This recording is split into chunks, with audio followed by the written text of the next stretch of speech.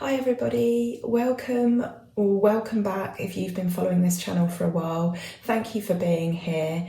I thought today I would discuss my own witchcraft journey. This has been requested by a few of you and I wasn't sure about doing it this early on in the sort of lifetime of my YouTube channel, but I've been studying and following and practicing witchcraft now for well over 20 years, and I'm quite well known within the UK pagan community, and I think it just makes sense really, especially if you're a new witch, to hear from those who've been walking a path a little bit longer. And it's just nice really, you guys get to know me a little bit better.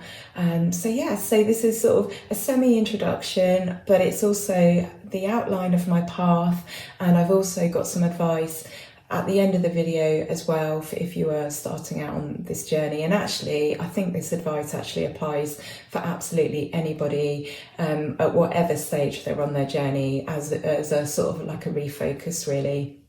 So my name is Wren, I'm from the south of England, I'm in my 40s, and you guys might know me from my account here or over on Instagram, where I'm also the Cemetery Witch, and I've also done a bit of pagan modelling over the years for pagan artists, and I've appeared in a tarot deck, on the front of a book, and in several magazines and publications, either writing articles or sort of featuring as a guest. So yeah, it's really lovely for me to actually tell you my whole story from start to finish, and there will be parts of this story that you will possibly already know, like how I initially got onto the path of witchcraft, but I hope you enjoy this story and you enjoy the advice at the end of the video.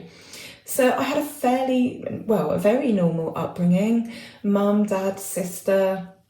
I went to school. There was nothing really that unusual or fantastic about me. I was different though. When I was at school and we did several activities, for example, we used to have to do this, I think they called it like social enterprise. You had to design a business, and I was the child who designed a business around selling candles and incense and crystals. So I was a little bit different in that sense. My classmates at that age hadn't heard of incense, they didn't know what it was, but I was happily burning it in my room at that stage. But otherwise, I was a totally normal, geeky kid, and I was actually bullied quite badly at school. So I think the other kids felt that I was a bit different and maybe a bit odd, and I definitely paid for that. And if you're young and you're watching this and you're at school and you're being bullied, I have to say that the things that marked me out as different, those differences, maybe those oddities, the things that people saw in me that they didn't like, that's not been a problem since I was, since I've become older. It's actually good to be different. It's good to be, different from your peers and stand out from a crowd. So yeah, normal upbringing. And one weekend, I think my mum and dad were out shopping somewhere and I ventured into the loft. So we lived in a bungalow and my bedroom was upstairs and it was the loft conversion. So we had this little door that you could just open, just like you would a normal door, except it was a small one. And I could go into the loft and have a poke about, have a look through the junk in there, maybe retrieve some of my bits and bobs that had been put away. And there was a box of books that were earmarked to be sold at a car boot sale.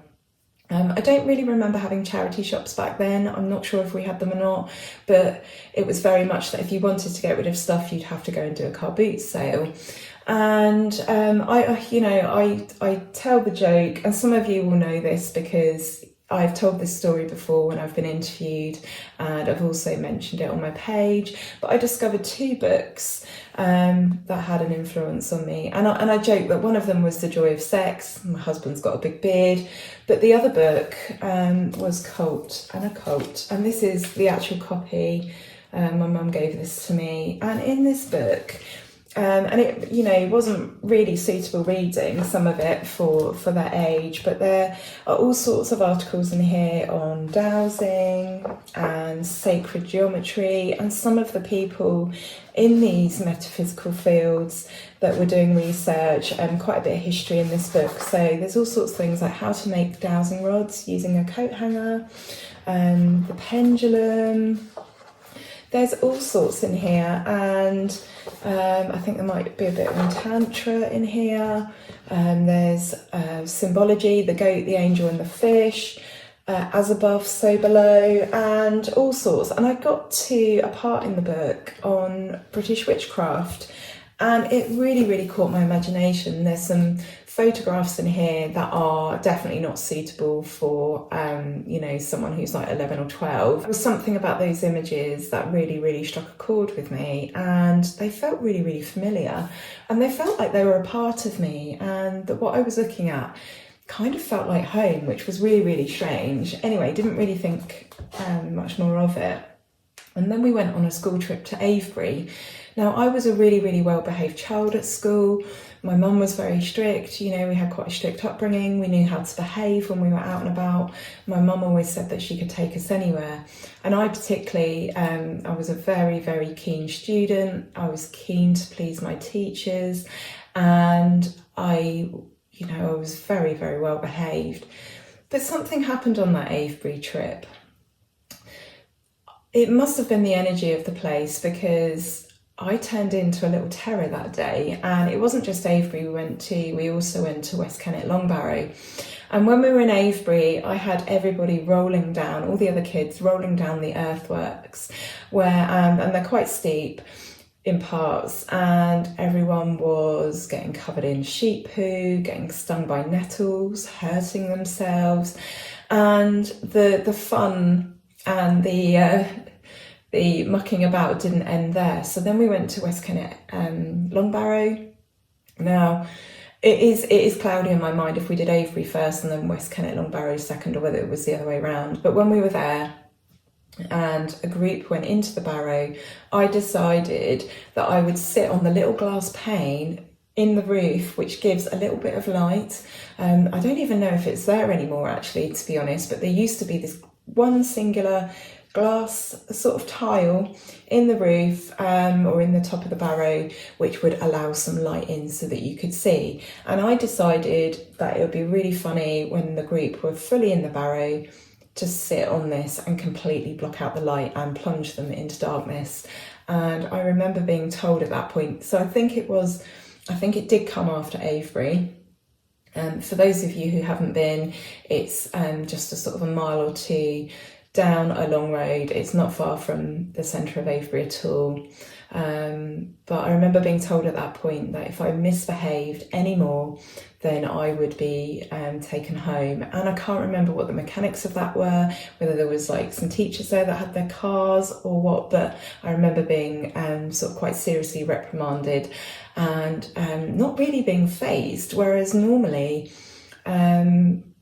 if I'd been told off, I'd be devastated. I would be crying. You wouldn't be able to get me to calm down. I was a very, very sensitive, still am, an emotional child. And so I just behaved completely differently. And it was at that point, really, that I realised there was a whole different world out there to the one that I had so far been exposed to. And I remember just thinking how magical Avebury and West Kennet Longbarrow were, and being out in the countryside, something I always loved. We used to go to my godparents who lived out in the Hampshire countryside for visits, and we used to be looked after on Christmas Eve, so my mum could do everything she needed to do. And I really, really loved being outside and loved being out in the country, and adding things like stone circles into the mix, these barrows, these almost like caves that you could go into. And also, I think there's a skeleton over at the museum. We saw that as well. I remember seeing a skeleton. And yeah, it just completely opened my eyes to the fact that there was a different world out there. So Some years passed, and when I got to about 14, 15, there was a publication that was released. I was working in a newsagent's at age 15 on a Saturday, and there was a publication by a company called De Agostini called Enhancing Your Mind, Body and Spirit. And those of you of my age, they might have even re-released it, I'm not sure, but those of you of my age will definitely remember this. And it was a publication where you collected it. You got a free gift each week, or it was each week, and then certain parts of the pack would go into a folder.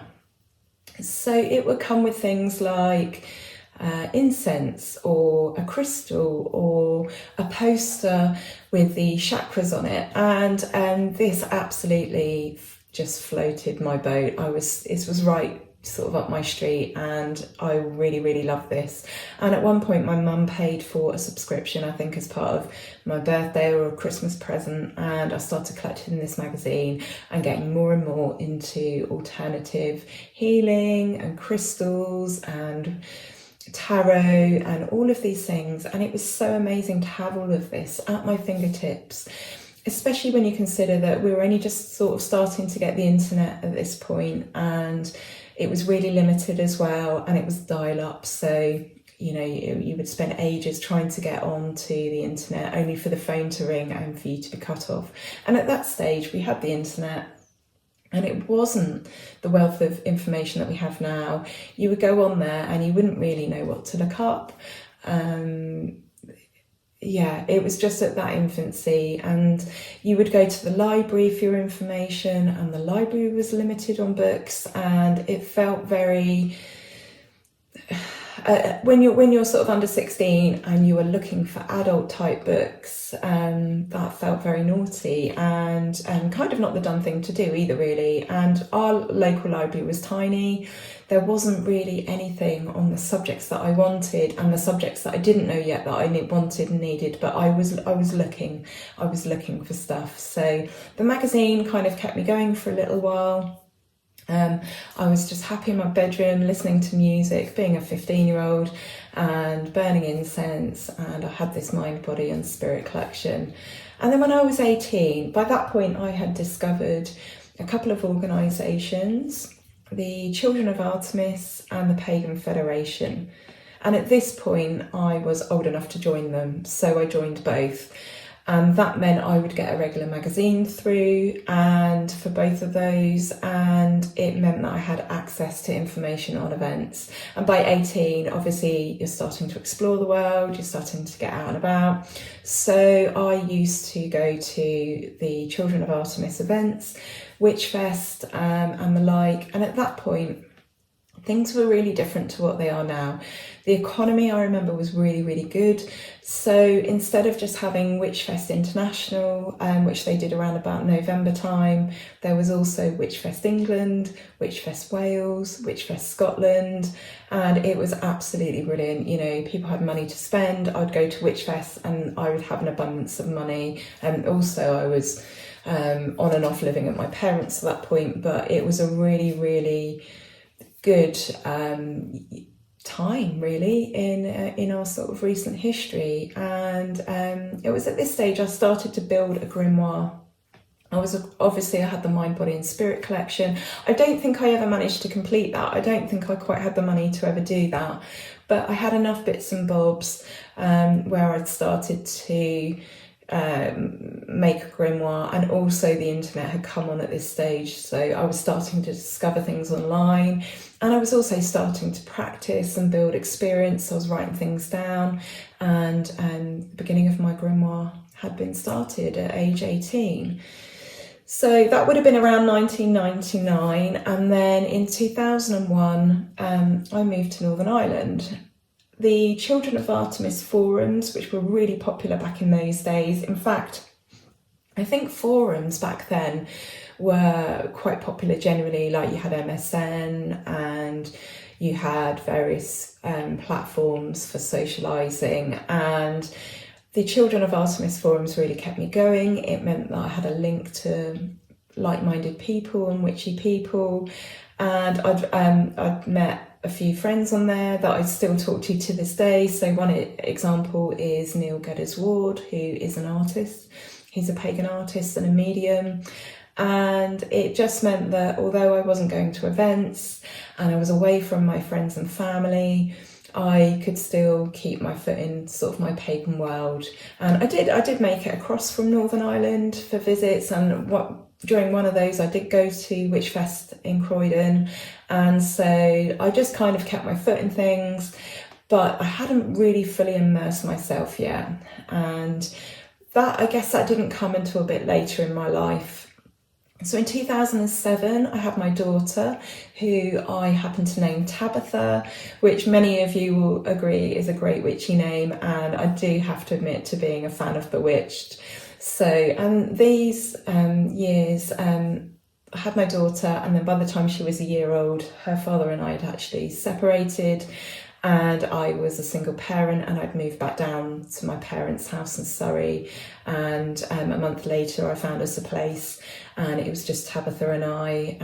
She used to see her dad, and that gave me time at the weekends. But these were really, really wonderful years. She was a baby, and as she started to grow, and she was sort of like 2, 3, 4 years, those years before school, we had an absolute blast. We used to go to Stonehenge and Avebury. We used to go to all the ancient sites with our friends, or my friends. And there was nothing that I couldn't do, because at that time my main job was looking after her. So I really, really treasure those moments. I think back to one year, I think she was about 2.5. I'm just thinking of the photographs and trying to work out how old she was. She might have even only been about 2, actually. We went to Avebury, and we actually went inside a crop circle. There was one on the outskirts of Avebury. I was very, very interested in this sort of phenomena at the time, still am. And we managed to hear of a crop circle and visit it before many, many other people had visited it. So it was really fresh. And I have to say that Tabitha, she displayed some very, very strange behaviour that trip. So she was fast asleep in her buggy. It was a walk down a country lane, out in the middle of nowhere though, but accessible by foot with a buggy. And then she kind of woke up as we got close. We took her into the crop circle. I was with my then boyfriend at the time. And she just went mad. She became a complete lunatic, energetic, just not like I would normally see her, even at her most energetic. Very, very strange behaviour. And she had an absolute whale of a time. And we viewed this crop circle. We left some money because someone had put up a little box for us to make donations, because obviously people are going to visit no matter what, and it's a farmer's field. We tried to be as respectful as we could. We walked down the lines, and then we were able to hop into the crop circle. But we left a donation, and we came back out, and Tabitha went back to sleep in her buggy, just completely went back to normal again. And very, very strange, and a really, really good experience. So those years, they would have been I'm trying to think how old I was about 27, 28. Those were the best years. And because I'd started living back in my hometown, I started connecting with witches in person again. So I joined a moot, and I'm still a part of that moot today, even though I live quite a long way. I join online sometimes. I still have friends from this moot, and they're very much a family to me. And off the back of this moot, a few of us formed a magical group. It used to meet at my house. I was the only person with a young baby, and so my daughter would be in bed, and we'd sit round my big table, and we'd all drink tea and coffee, and we'd have a meeting. And that was a really, really wonderful time in my life. I turned down at that stage an invite for a coven. I would say that I would describe this as a commercial coven. I'd been to an event somewhere, and the lady that ran the event was running a coven, and it felt very much like it was just about making money rather than being, an actual coven itself that are there to work. I gave them the opportunity of introducing them to lots of the people that I have links with, a lot of my connections, and I was turned down in a not not such a nice way. So I didn't feel that that was right for me. So I turned them down.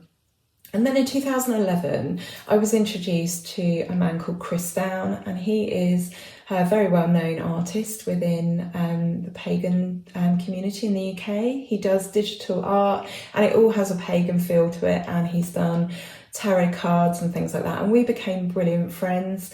And a little while after we became friends, he was like, yeah, you'd be a good subject actually for me. And so I started doing some modelling work for Chris, and I was 30 at this stage, and Neil, who I'd known since I was about 18, Neil Geddes-Ward, he was like, yeah, actually, when I started working with Chris in that sort of respect, he was like, yeah, actually, you'd be a good model for some of my work as well. So 2011 was a really busy year for me. I was a single parent. I was doing all sorts of modelling work. I was well, I was fit, I was healthy, and I was just absolutely having the time of my life. So I can show you, actually, Chris did the artwork for the Celtic Tarot. For this project in particular, Chris didn't want the models that had been used to like become the card, if you like. So I sat and posed for one of the major arcana cards, but you wouldn't know it was me. I looked different, and I just sat as a reference so that Chris could get the folds of the skirt and just help get the imagination going in the mind, and obviously the form of the body. I have appeared though in quite a few paintings. I've been in 7 paintings between Chris and Neil, and I also did some modelling for a fine artist on my 30th birthday as well. That was nude modelling, and that was for obviously like completely different type of art. But I've also appeared on Chris's book, Otherworld. This is me here, this is a picture of me. And so, yeah, so that kept me busy really in my late 20s, early 30s, which was nice. Oh yeah, that's just the copy of Chat It's Fate. There's me on the front. And yeah, so really over the years between 2011 and now, I have been involved in a lot of witchcraft. So I've really made it my focus now. I was always really, really passionate and enthusiastic about it anyway, but you know, life took a hold. I moved around a lot. I had my daughter. And it's only really in recent years where my health has forced me to really, really slow down and have to spend a lot of my time sitting, that I have really been able to study and write and practice and really engage myself in the world of witchcraft. And that has really, really developed my path, you know, no end. And communicating and connecting with people online. So some of the magazines and publications I've been in Breeze magazine. I've also written a few articles for Witchology. There is an article on Lunasa and bread. It's my lammas loaf there. So that's been a real joy for me, and I'm so lucky and so honoured to have been able to do that. And as you know, I live on a cemetery currently, so that brings with it all sorts of wonderful experiences. And yeah, just it's quiet. I can rest, I can study, and I can share what I have learned with you guys. So I thought I'd talk a little bit about your witchcraft path. And I think it's really important to say at this point, I know that I've been really lucky in that all of my adult life has been pagan. I learned from a very young age that I was slightly different and that I followed a different path to most people. And I have been very, very lucky in that I've had lots of witchcraft related opportunities, and I've had lots of pagan experiences, and I've travelled and I've seen standing stones and been to all the various festivals and sabbats and watched the sun come up at these special places. I've been lucky with my choice of partners. It's always gelled with them as well. And I know that I've been extremely lucky to represent normal, everyday pagan women in art as well. But I think that leads on to my first piece of advice. If you are new or if you're finding your way back to this path, or even if you've walked this path for a while, no comparisons. Don't make comparisons with other people. Comparison is the thief of all joy, and I think that old saying is really, really important. There's absolutely zero point comparing yourself with me or with other people. It doesn't matter if you haven't had the experiences that I've had. Mine might all come to a stop soon, and you might have, you know, a plethora of experiences going ahead. There's absolutely zero point making comparisons. Embrace yourself, love yourself. Be happy that, you know, if you've meant to start this path and you haven't been able to do that until you're older, perhaps, you know, you've been busy having children and stuff like that. It doesn't matter. The main thing is you found yourself on your path. And I think if we just compare how I found my way there and how other people found there, lots of people that are younger than me found their way there through popular culture. So things like Charmed and even Buffy the Vampire Slayer, Practical Magic. I haven't seen any of these films. I would say that I'm quite kind of old school in that I just found my way into this world, and it was at a point at which it looked very different to what it is now. So I think I'm lucky, but it doesn't matter. If you found your way onto this path, then that is the main thing. I think a really important part of anybody's path is discovering and deciding what your passions are and going with those. So for example, I love plants, I love the outdoors, I love ancient sites, I love foraging. Those are the things that really capture my imagination. And when things capture your imagination, they're easier to learn, they're easier to remember. Not that you have to remember everything, that's what a grimoire is for. But this is supposed to be a path of enjoyment, enlightenment, learning, wisdom, knowledge, and skill. And if you are concentrating on areas of witchcraft that don't interest you, then you're not going to enjoy it and you're not going to get the most out of it. My next piece of advice would be read everything that you can, but considering we have things like YouTube and things like Gaia, you know, we have a whole load of information available to us. I'd also say watch. So read and watch, or listen to as much information as you can on both the subject of witchcraft and in particular those areas of witchcraft that you really, really enjoy, that you're most passionate about. Just soak up as much information as you can, and you don't have to have lots of money. I haven't really had a lot of money for books over the years. I have found some online booksellers that sell secondhand books. I've asked for them for Christmas or birthdays, and I've just got a core group of books which I find for me do everything that they need to. Of course, I'd love more books. Of course, I would love to discover some new authors and artists, but if we're talking about getting started here, you don't need 50 books. I would just, you know, just get your hands on a few and just get reading. There's also lots of information online that you can read. Many people, like myself included, have a website or a blog, and there's lots of information out there that you can find. So there are ways to do things. There are ways to do things for free. And this bit of advice also goes to my next piece of advice, which is get involved. So get involved in the witchcraft community online. It's free. You can do that via YouTube, via Instagram. You can spark up conversations with people. You can go to community events. I mean, the world feels differently. Certainly in the UK, the world feels differently about witchcraft these days. And it's not unusual now to have like mind, body, spirit events in tiny village halls in the middle of nowhere. You can go to all sorts of community events which are popping up. We went to a Wassailing a couple of weeks ago, small village event. It was free and it was absolutely wonderful. And it made so much sense to go along and get involved. And we met some lovely, lovely people. We had a fantastic hour and a half out, and it really made me feel like I was immersing myself in my beliefs and my path. And then I would say, I mean, we could go on forever with the ideas and, you know, the advice for being a new witch or for getting back on this path or reigniting it. But I'm just going to give you one other piece of advice, and that is start a grimoire.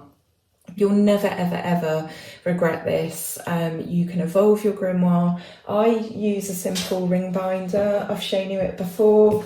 And I have got at the back of this, so I've got 3 of these folders, and at the back of this I've still got some like cutouts and newspaper articles and things from, you know, way back when. But this is where you keep your spells, your recipes, your records of dreams that you've had, information on any of the festivals, absolutely anything that's important to you goes in this grimoire. Everybody has to start somewhere, and the best thing about a ring binder is you can evolve it. So I fully digitized mine, I've typed it all out, it's all printed out. And I'm just that kind of person. I'm a neat freak, and it all looks lovely, and that really appeals to me. But there are no set rules on this, but you will be really, really glad that you did this. You will be glad 5 years on, 10 years on, 20 years on. And if you're like me and you develop memory issues, cognitive issues as a result of illness, and when we get older our memories aren't as good either, we have our grimoires to refer back to. Being magical isn't about being showy. It isn't about having to remember everything off at the top of your head. It's about doing things from the heart. So it does not matter if you've got your grimoire in front of you when you are doing your magic or doing your thing. As long as you feel the feeling, you visualize, and you speak from the heart when you are performing your magic and your spells and your rituals, it doesn't matter. It doesn't matter if you've got those words in front of you. And to be honest, we start working magic on the astral plane in our heads long before we actually start physically doing those actions. So if you've gone to the effort of thinking something through and writing it all down, you've already started that magic on the astral plane. So providing that you perform that and you speak from the heart, it doesn't matter. So start a grimoire or start a journal, just something for you to record how you're thinking, feeling, what your experiences are, and practice as well. I said I wasn't going to give any more advice, but practice as well. So witchcraft is a practical thing. It is a craft. So that really is the outline, the rough outline of my life and my path and how I found myself here. In terms of sticking myself in a box, I quite like the term traditional witch, in that I enjoy the nod to folklore and to history, and very much in sort of engaging in land-based practices. However, I do feel like the term traditional witch is misleading as well. It makes it sound like what we're doing is, you know, hundreds and thousands of years old. We are basically eclectic witches. Even if you are trained within a tradition, those traditions, you know, modern witchcraft is influenced by lots of different things. So when I use the term eclectic witch, and I do that proudly, I'm not afraid to do that. There are always people that are like, no, you can't have eclectic witchcraft. I disagree, because most traditions are influenced by other things anyway, the Kabbalah, for example. So I've got lots of friends who have been initiated into traditions and trained under them, and as they've now got older, they know there's a set way of doing things, but they've also learnt their way of doing things, which they do privately, and they're not afraid to call themselves an eclectic witch. So do not be afraid to claim that term. Obviously, this is just my opinion on this. There will be people that will disagree, I'm sure. There'll probably be people that will write something about that in the comments. It's okay. The wonderful thing about witchcraft is we're all different. Our paths are different. Even if we all had the same training, we would still all look different in what we do, what we feel, what we love, what we're passionate about. And so I want you to have confidence moving forwards with your path. Just embrace it, enjoy it, love it. And yeah, I hope you enjoyed that. If you've got any questions, let me know. And thank you for joining me. Hit the subscribe button if you haven't already. I'm finding it really hard to say my S's today. I think I need to get a drink. But yeah, thanks for joining me, and we'll be back soon with another video. Okay, take care. Bye-bye.